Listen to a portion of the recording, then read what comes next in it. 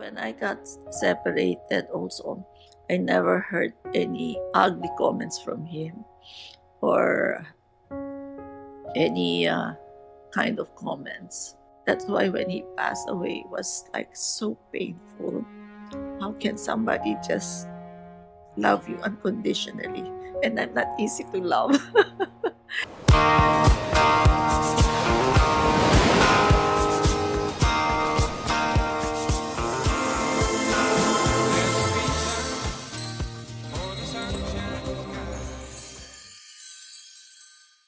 This is Rio of Wellness podcast by Annabel Uy. Today, we're going to continue a story about my dad, about his legacy, how his death affected me, and looking back, what has he left with us, with me specifically. So I will start off from episode 3, where I decided to stay in the States and take on the Grief Education Certification by David Kessler. 1 month into our program, we were planning for the homecoming of Marino College. It's a time of great distress because it was a pandemic. So we were doing online alumni celebration. Part of our contribution at that time is for me to give grief education. We did a 3 segment, 3 parts, and at that time I was still studying. Practically, I was just like 2 or 3 weeks ahead of the next schedule. Wherein different parts of that grief certification, and that was the most comprehensive webinar that I've given. A lot of academic education. It was based on David Kessler education training, and he is very generous. He said we can use his material, really copy them, just to give him credit. So we don't need to call for copyrights or to request for approval. He said just you can even, quote him directly, just give credit. So he was very open with that and his sharing of his knowledge and his ability. I felt that in that time, I have not finished yet and I was already giving webinars. And that was also the first time I had a webinar. And I said, oh, this is a good platform for me. First of all, because of my low vision, it allowed me to have my notes with me instead of the regular computer screen. I would have an HDMI hook up on a big television, so I'm able to follow through with the different slides and everything else. And so the webinars request just keeps coming in. Finally, I finished my grief education certification and I'm back in the Philippines. So when I got back, we're still in lockdown. People are not allowed to go out so much. And so the webinars is very popular and well attended. And then after the webinars, some would come for counseling. And my heart goes out to them because it was very difficult. There are some stories that their sibling is in the States and then they communicate every day. And then one day there's no communication and she started worrying. And then a few days later, the messages on messengers just seen, and then she asked the relatives to find him, his brother, and only to find out that he is already in the ICU and he had COVID and he passed away. And so those are the types of clients that I have. So the counseling continued online. And then when the lockdown was lifted, there were fewer and fewer people attending because they're more busy. They have to catch up with whatever backlog that they were not able to do. And then I asked God, I said, God, oh, does it mean like I'll just be doing webinars and all these things and where does it lead? It can get to be a little boring, will be the same topic. And what came to me is that it does not matter. whether there's a lot of people or not.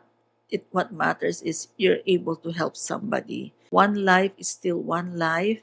That affects a family, that affects a community, affects their friendship with other people and relationship with other people. And I thought, if God can do something special for me, then I can also be present for other people to help them go through life in that very difficult moment. And aside from that, it was so cute. God said, like, oh, if you get too busy, it will end up like work, and I need your heart, I need your passion and compassion. So when you get too busy, it will just like doing one thing after the other, and you might lose that balance. And so I continued on, and there are times I have help, then I'm able to do more. There are times that I don't have somebody to assist me, and we stop a little. And when I look back, it's a balance. Sometimes, like when I get too busy with the webinars, then I'm not able to live my own life also. And then sometimes when we don't get people to assist me with the webinars, I feel that's God's way of telling me to take a break because I need to rejuvenate. Not only rejuvenate, I have to enrich myself so I can share with people, because if I am also drained, how can I be present for people that needs also support and more understanding and compassion, and also more patience from me. I took it as whatever it comes, and I never thought that this will lead to this podcast. But what was so profound was the death of my dad, that made me realize how painful it is. Even with my separation, it was painful, but I think I was younger then, or even with the separation, I have a moral support, somebody behind me, even if we're not together all the time. And losing him is just like all of a sudden, like losing what's there to life, because looking back, his his presence or even his absence, because I live separately, just to know that there's somebody watching your back makes a big, big difference. And the thing that inspired me so much on doing this grief education is there's so much pain and so much uh, devastated feelings, and there's so many raw feelings that I never knew existed, because we're able to cope with life. And so when the feeling of the support is not there, it's as if like there's no, I don't have anything to stand on. I remember that I felt like will not be able to laugh, to smile ever again, and that I could not even physically stand up. And I felt like I'm ready to go, because what's there? What meaning is there to continue on? It's so much part of me that was taken out. And I think that's what happens when you are in grief. That's why it's very, very painful, very hard, because the person that you are feels like no longer exists because of that relationship that you have with the person that you love that has gone ahead. So it is like a vacuum that was sucked out from me. And then when I was more mellowed, not as emotional, And then I think it was very timely when the grief education certification came. It was a year later, and so I think it seems like I think I'm emotionally balanced already, but only to realize that no, I'm not, and there's so much work to be done. And so that really inspired me to say, if there's only even a person in the past that would know what grief is, to understand what grief is, I would be able to go through it with more, at least, clarity. So I will not be like for years walking in the fog or walking in the dust, waiting for the dust to settle. If I knew I was walking through a desert or walking through fog or walking through dust for 20, 30 years, there's a compass, I will know the direction. But there's no regret because those hard times polish me and still continue to polish me to be who I am now. And so the death now, when David Kessler talks about finding meaning, it's not finding meaning of why my dad died. It's not finding meaning of why that person passed away, or it's not finding meaning what that person means in our life. Finding meaning after the loss means we're finding the meaning after the loss, the meaning for us in our life.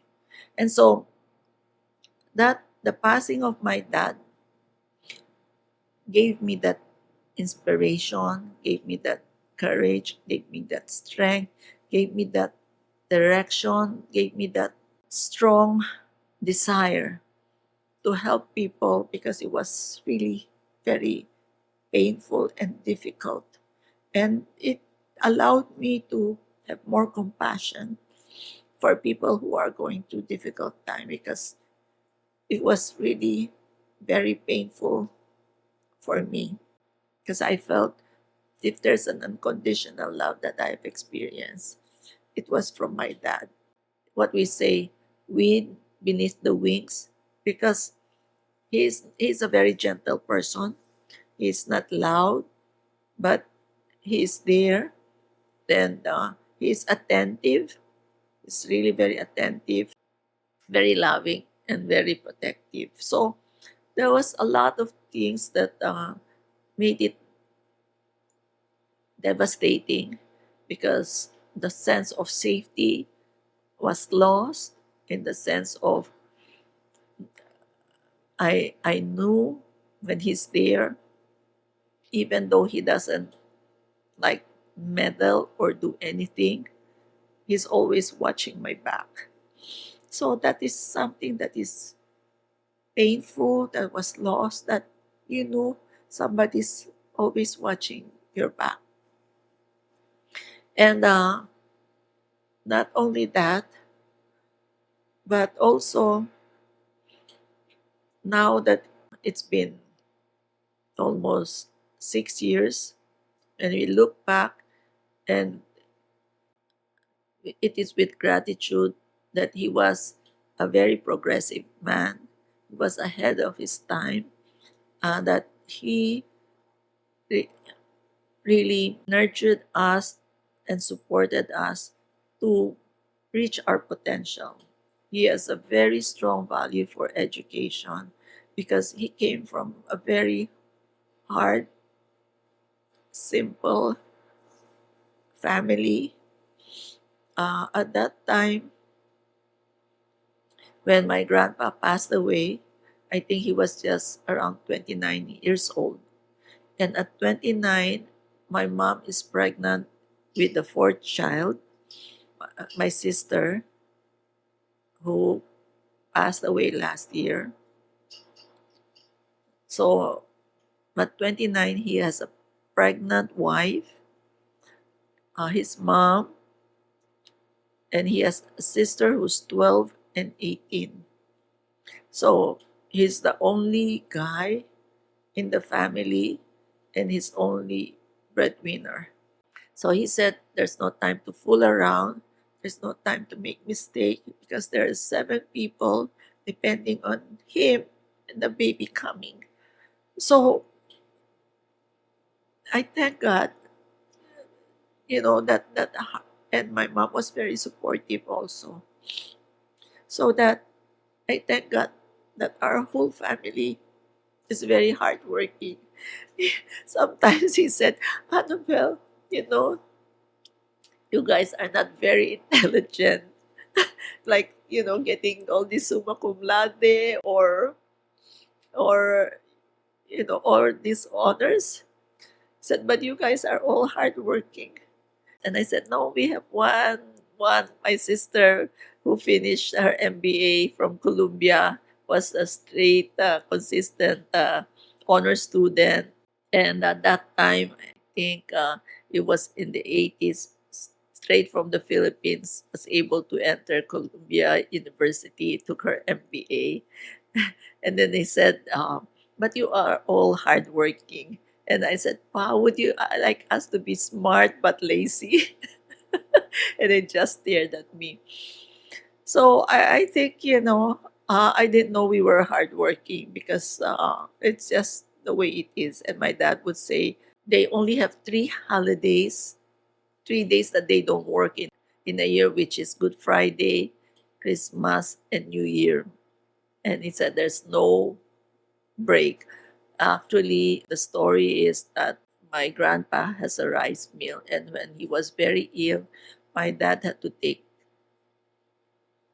a loan from the bank to pay for his medical bills. And it was when my grandpa passed away, and he felt so burdened by the interest, by the responsibility of paying back the loan.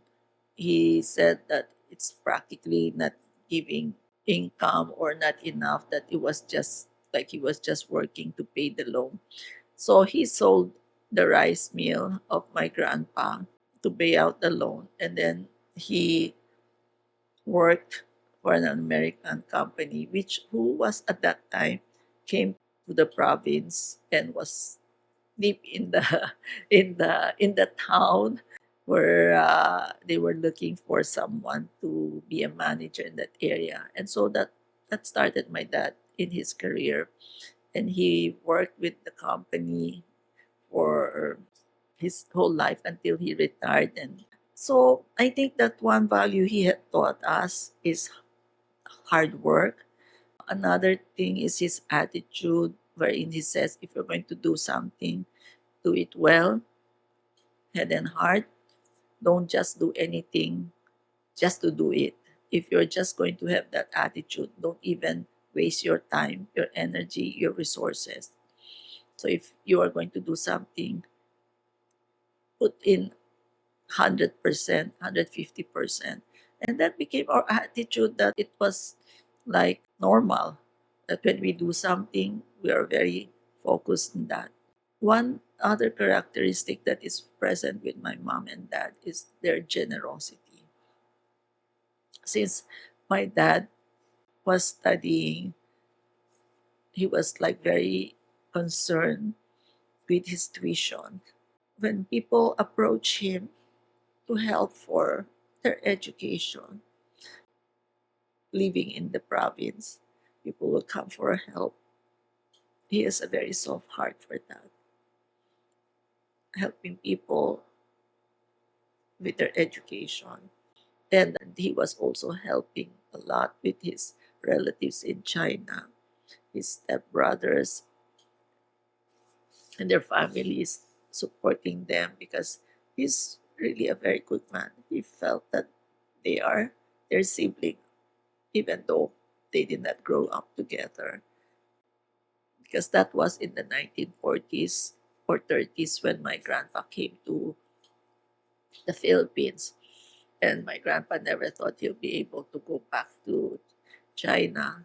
And so My dad was helping them, supporting them. Anyone who asked for help in education, he is really on top of it. And my mom is also have a very big heart. When there are typhoons, she would ask for old clothes from her friends here, and she would bring it, help raise funds. So she does a lot of charity work, but never part of an organization. But on her own, she's really also very, very helpful. And I think that trickled down to all of us, that we grew up in that way, compassion, and also passion for the poor, and also stepping out of our comfort zone to help, because or to do what we have to do, because we grew up with that mentality that if you're going to do something, doesn't mean it's going to be perfect or successful, but your attitude and your heart should be there. No half-hearted work, no doing work that's just to do work. The other thing I can say with my dad also is that his compassion, his compassion for other people. There were people who swindled him, and there are court cases, and my mom will come to me and said, "Your dad is so weird. These people fooled him, and then he will be saying, 'Kawawa naman, oh, pity them because they have so many problems. The law is behind them, and then there are other problems regarding the case.'" And my mom would say, "And they did this to him already, and he would even have compassion for them." And I think the experiences that he had, in the hard life, allowed him to understand people's situation more than ordinary people does. He was well loved for his humility. And so when I got separated also, I never heard any ugly comments from him, or any kind of comments. And that's why when he passed away, it was like so painful. How can somebody just love you unconditionally? And I'm not easy to love. I have so many hurts and wounds also from the past, not being fully, present. Lot of resentment also. And but one thing about my parents also is that they're, very tolerant and very forgiving. At the same time, doesn't mean that people can just roll over them. But they are very hardworking, and they're good people, imperfect like we all are, like me, very imperfect, but very good people. So my other thing that my dad taught or modeled, he never really like said anything because he's a very quiet person, is integrity and dignity. He carried his life with integrity, with dignity, and he's a very loyal friend. He never allowed their friendship to be disrespected with his friends. He always keeps a respectful boundary with his good friends. He made sure that he shows high regard for them, and that's why he's well loved by a lot of people. When he was on wheelchair, I remember this very profound scene. We were back in the province, and there was an event, and he came to the table wherein the governors, the mayors, the who's who politics are there, and he wheeled his chair towards them. when he wheeled his chair towards them, everybody stood up. And I said, wow, such a profound, image that I have, that that's how much they respect and regard him. And people are proud to be around him, in a way of proud that they're happy, in a way of proud that is positive, not in a way of being boastful, but in a way of pride and joy and honor. The, the being proud that they're honored, that they're around him and he's around them, not in a negative, boastful way. And so, as grief, you also learn that in time, the pain will not be so intense, but also we learn that in time, we love them more, appreciate them more. And this is one thing with grief. How do we live our life with them alongside of us, wherein they are not also there, but yet continue to live with their legacy? And the legacy is not just putting a building or naming rights or honoring them by having plaques or donating for cause, but also the legacy of their beautiful characteristics, their beautiful character that is passed down to us, and how we continue to live our life embodying who they are, that brings out the best in us, because that is what our parents wish for us, and that we learn to leave what is not good for us or what is imperfect in our parents that will hurt us and will not be good for us, since we are not perfect. But we also learn to choose what is the better part of them, that can continue to live in us.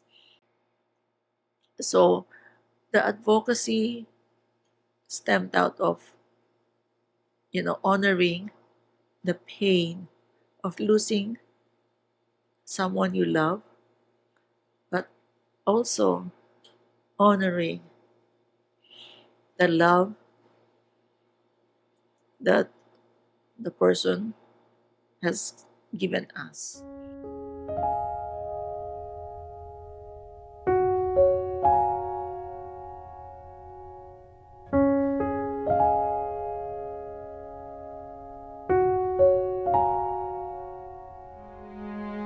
Okay, when it happened, we didn't get a chance because he was already unconscious for a few days and he was isolated. If I had a chance to ask him, I would ask him, how would you want me to live my life?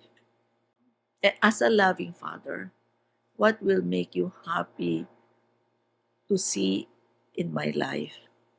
That will make you feel proud of me, and that will make you feel that you've done a good job. I think uh, the desire that he will have a happy death, and not only that, happy death, but a fulfilled life. I think this one part that I forgot to mention earlier. Before he was confined, he was very sickly, and we have a priest friend, Father George. And the first time he met Father George, he said, I had a wonderful life because I just wanted a happy family. I have a supportive wife. I'm happy with my children. So he said, there's so much to be thankful for. because his life has been wonderful. That doesn't mean it was not easy. From being what we call provinciano, a rural boy uh, who grew up in the province and whose dad passed away when he was just 29. And to take all this, probably he never thought he could have reached what he has done for the community, for his family. So I think maybe even if I ask him, I think that's what he wants for all of us, to have a family life. Because when he was with Father George, he did not talk about his accomplishment. He did not talk about all these other things, his stature, his position in the society, in, in the family. The only thing he talked about is he had a wonderful life because he had a good and happy family. In the end, if my dad is really a very simple man, people might not see him as a simple man because of all what he has accomplished. But in heart, he knows his core. He knows his responsibility, his obligation, he's dedicated and loyal. So I think what I would ask him is what will make him happier to see in our lives, in my life, in our lives as siblings, and in my life specifically, and in his grandchildren, because he always cared for them. He always think about them. In fact, my youngest daughter, when she was taking her master's in Spain, he offered to pay for her tuition to help me out. But he knows I can, but it helped. And so it's just like very true to who he is. And I think that's the gratitude also that I have in my life, that I also do not deserve these blessings, even though it was not easy. I had to go through a lot of grief, a lot of growing up, a lot of pain. But I think that the attitude that he has imbibed and given us as a family is also to look at the wonderful life. Doesn't mean he's not warrior. He's so anxious. He's a warrior, and but at the same time, he's also very thankful. Thank you for your beautiful questions. Keep them coming in.